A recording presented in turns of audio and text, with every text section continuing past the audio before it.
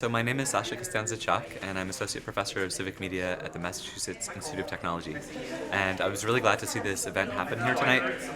Money in politics is a super important issue, but I feel like it's too often been isolated off in its own sort of little group of people who focus on that, and that tends to often be sort of folks who are progressive, white, cis people.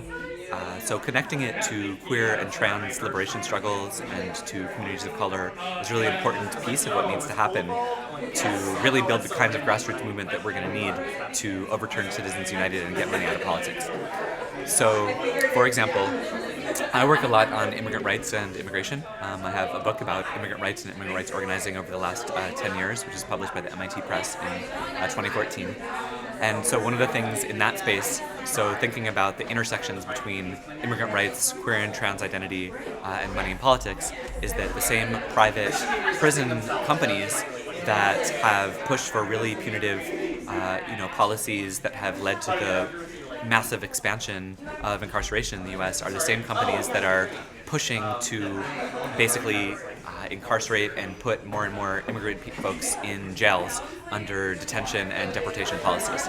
So, companies like CCA and Geo Group that are these private, for-profit prison companies that have gone through ALEC, the Legislative Exchange Council, to push state by state for more punitive measures, to put more people in cages. They started realizing a few years back that a new growth market for them was detention centers and the detention deportation system.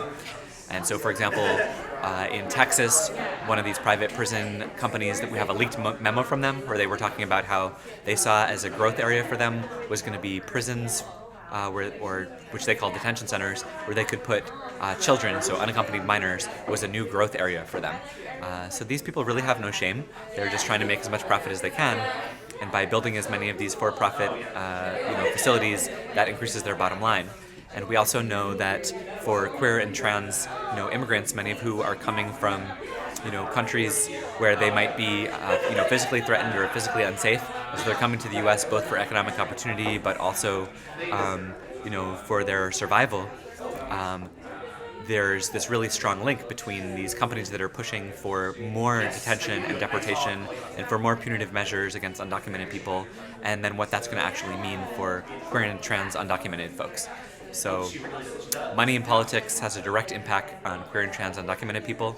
It leads to more folks at that intersection being targeted by the Department of Homeland Security, being targeted for detention and for deportation.